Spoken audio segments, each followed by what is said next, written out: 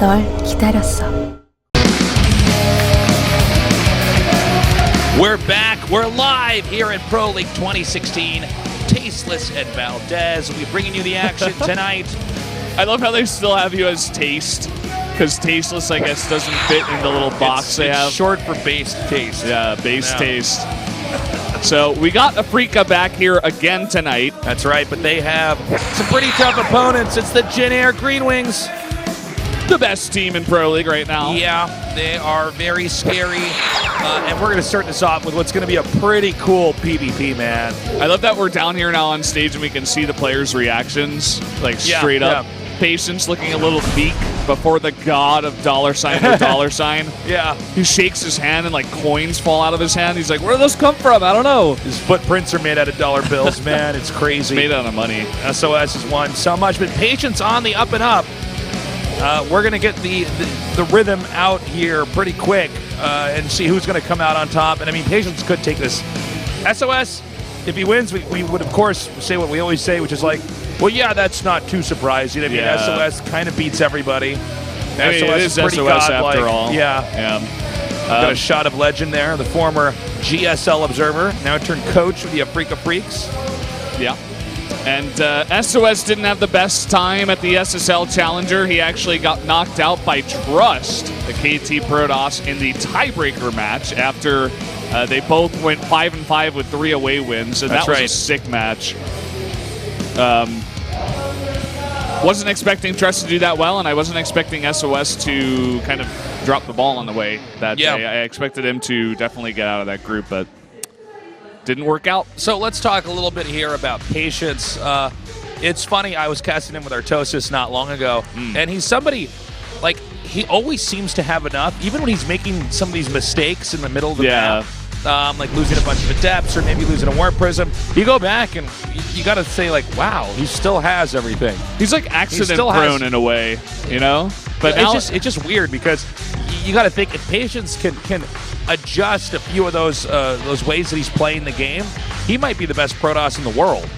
Yeah, he has got some great macro, and some decision-making is quite good, too. I mean, he just beat Classic and Dark yesterday. That's 2 of the best players in the world right now, and definitely the best Zerg. So if you're doing that, something is going right. He wasn't really making mistakes. I think he really cleaned up his play in preparation for round number 3.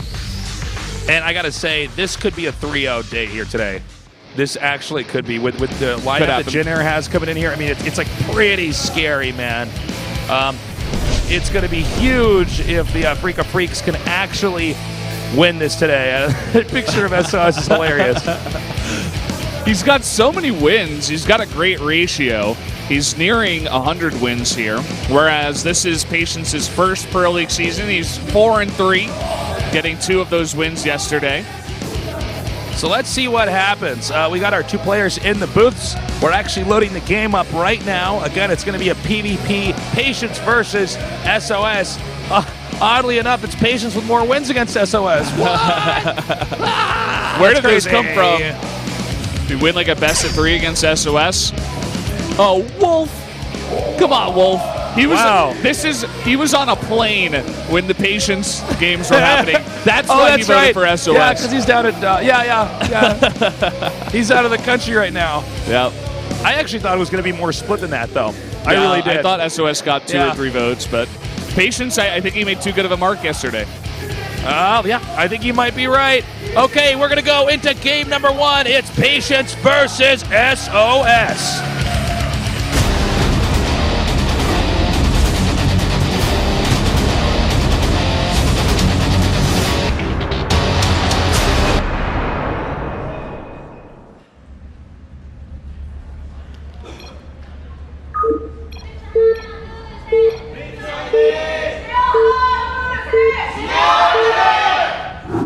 You know that countdown sound? That's actually the Brood War countdown sound. Did you know that? Yeah. I like that. They kept the feel there. Okay, introing our players in the upper left is Patience in purple. And in the bottom left here in the green is SOS.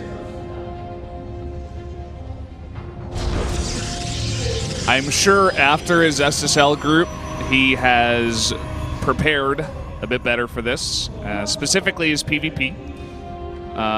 He's making some weird mistakes in those games for sure. And when you have like a wake-up moment like that where you're SOS and you don't make it out of the group, definitely going to come back here with some better play, I would expect. So I think this is going to be a very even game, in fact. Well, I think no matter what, we're going to learn something about PvP, man. That much I know. This is like the dream matchup, these two guys fighting it out. Because you got Patience, who just is like so on the up and up. He's such a smart player. But it's SOS who plays so weird. You can never predict him. He'll cheese you. He'll go all the way to the late game. It doesn't matter. He just knows it all. Yeah, this is going to be a fun one. And you can see right off the bat, Patience going to get a very nice scout, if no. He is not going to the bottom left for some weird reason. He's doing the cross spots check. The cross spot check. This is like not that. What? No, he's proxying. Okay, so he did now. I don't know if we have a proper term for it, but we can call this the 2/3 build. Okay. Yeah. The 2/3 build. It's that you got 4 starting locations. A location like this that Patience sets up is not going to be scouted most likely. Here by SOS, and so there's a pretty high chance that 2 out of 3 chance to be specific that Patience, that SOS is in either the upper right or the bottom right, but instead it's actually SOS in the bottom left, which doesn't. I mean, it's not the end of the world for Patience, but it's also not that helpful. Yeah, it kind of sucks. I mean, that's a very far away Stargate. I think that's actually farther away than his own base. Maybe it's a little bit closer. It's a little bit closer. Yeah, a little bit. But generally, it kind of takes the proxy out of proxy. The only thing that's going to be good is that SOS won't see the building straight up. But if he gets a full scout in the main, he's going to know something is wrong anyway. He can count the pylons and be like, wait a minute, what's going on here? So, either way, it's still probably going to, just produce an Oracle and do a little bit of damage, and we'll probably just move on from there. SOS actually is going for a bunch of Adepts here and no Stalkers, so that could actually be a big problem if he relies only on the Mothership Core. Yeah, look at this. This is actually a bit of a problem here. He's coming in right now. He's already doing a good amount of damage. The Pylon Cannon goes off, but he's going to move the Adept over here to the left side. Really no way to help defend this. The Mothership just does not do that much damage that quickly. Oh boy, already 4 probes going down. And it looks like that Adept also got away. So some purple Adepts coming over here from Patience trying to do their own bit of damage. And here comes the Oracle. There is a Mothership Core, but that's about it in terms of defense here. Is there actually a pylon in the... Oh, yeah, there is one pylon in the bottom left. Okay, so he might be able to defend this. Here comes the Oracle now. And he needs to figure out which pylon he wants to activate. The Adepts also come in there, doing a great amount of damage to those Adepts right there. What? Don't target that. What is going on with this Oracle control? Not okay. Not cool to do that. He could have gotten so much more damage. He just didn't focus down the probes. I know, it's crazy, right?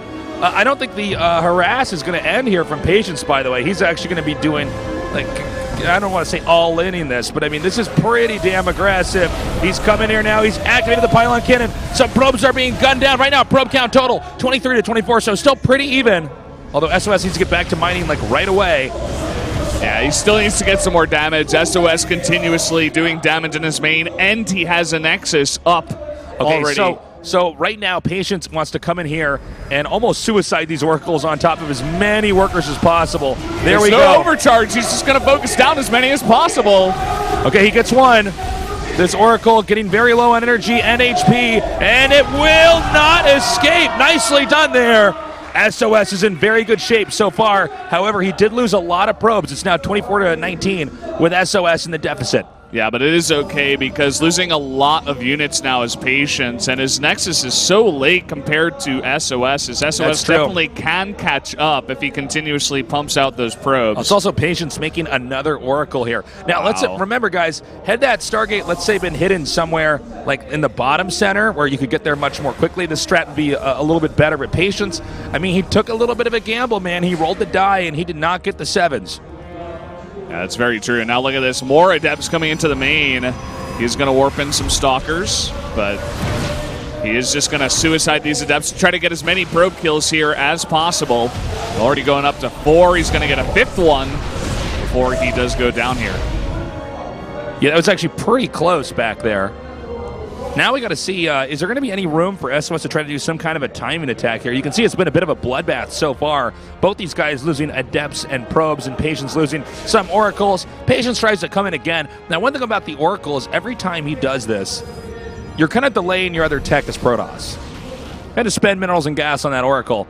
That means that if SOS keeps deflecting it, SOS is going to have a more complicated tech later on, because SOS isn't wasting his own time making Oracles. Yeah, you can see he's already getting that Twilight Council out here. He has made the robotics facility too, and he is making a Warp Prism very early on. See what he wants to do with that here. Maybe just some more harassment. Oracle now backing up here. And we have Stalker Blink coming in here.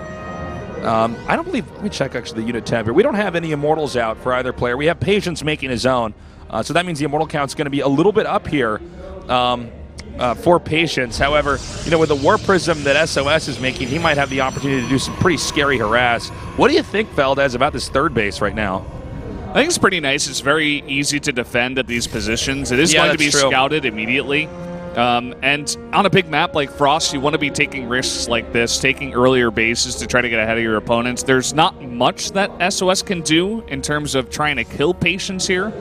So I definitely do like the timing of that third base. It looks like SOS, though, with the spot on that third base, is going to add 3 more gates and go for some kind of blink all-in with some Immortals here, too.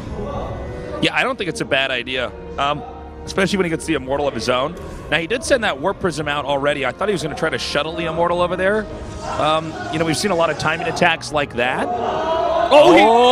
What? SOS, thank your lucky stars. He's actually going to be able to get out of here going southbound now with that Warp Prism. It would have been huge if Patience had actually hit that, but instead, SOS is going to get away unpunished. The Warp Prism is so important to this push. The fact that that survives is going to make this so much better for SOS. Well, this is like such a big map. I mean, if you're not ready and you don't protect the Warp Prism, if they take that out, then your rush is done. You know, you're not going to be able to slow rally that. Oh, man. Look at this. Here we go. The fight going down already, and he gets force fielded off here. He's going to go for this Immortal here. If he can cut down the Immortal, that would be huge. He does just that. Oh, and the poor Sentry, too, getting popped. And I don't think there's any way, really, that Patience can hold that third base. He's going to drop down some pylons right now. Yeah, remember that SOS does have Blink, and Patience does not. This is a very tense moment here for the Afreeca Freaks. He's going to try to come up here. He's got the Mothership in position. One Stalker goes down immediately. SOS with the perfect Blinks does blink away. Oh, and the Immortal joining the fight here, too. And the lift on the Immortal, actually, is very, very nice. Trying to keep Patience in this game. His own Immortal is doing so much damage. Now he's going to pull the probes. And this may be able to push SOS back. Yeah, he's done a pretty good job so far. He guns down that one Phoenix. SOS not quite on top of his Blinks just back there. The attack continues. He's pulling probes. The probes are slowly getting shaved off. Adepts are now being added into the rest of the mix. The Mothership core does go down for Patience. It looks like there was something in the back there killing probes. Perhaps some Adepts have shaded through. A blink forward. He's going to try to take out that Immortal, and there it goes. I think we're almost at the tipping point here. I think SOS might be taking this game. The other Immortal does come down, but reinforcements already come in, and great job picking 2 Zealots here to try to get into the front of that fight. He can shave through with the Adepts as well if he wants to kill off probes in the main. It does force Patience back, and of course then a relocation here from SOS.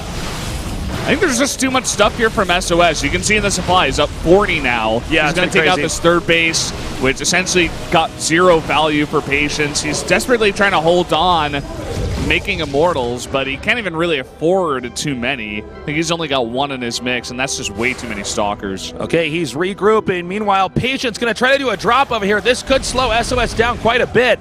But of course, SOS with just a very scary number over here of Stalkers in the front, also taking out workers in the main. I think Patience is being hit from too many different angles there.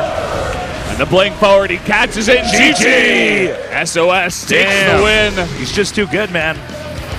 He's just too good. This is what I was saying. I think he was going to come back with a vengeance. And in fact, Wolf, regardless of what he saw, he was correct. That's right, SOS takes it. I mean, this is why a lot of people say this might be the best StarCraft 2 player we've ever had. I mean, he's just so good. Whether it's BlizzCon or just, almost anything, it's hard to take a game off him. And, I like Patience' style there, but he did take that gamble. He hit that Stargate in a location that turned out to really not be much of a helpful proxy at all. And, game one going to Jin Air. Yep, and that's the beginning of the potential 3-0 you were talking about. SOS just needed to fill in that piece because we got Maru and Rogue coming up right after. So, arguably players that are in better form nowadays, especially Maru.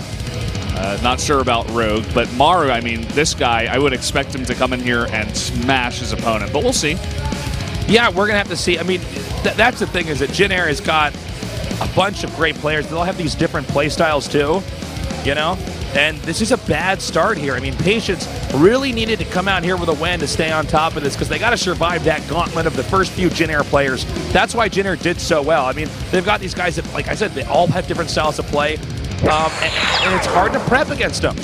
So coming up next, guys, we're going to have Super up here against Maru. Yeah, poor Superman. He's being fed to the dogs of Maru. And, he's being fed to the dogs. Yeah, it's like you're not even. Maru's. That's like one of the most cruel things you can do is feed a human to like hungry dogs. Yeah, I mean that's what it's like when you play up against Maru. Basically, it's pretty intense.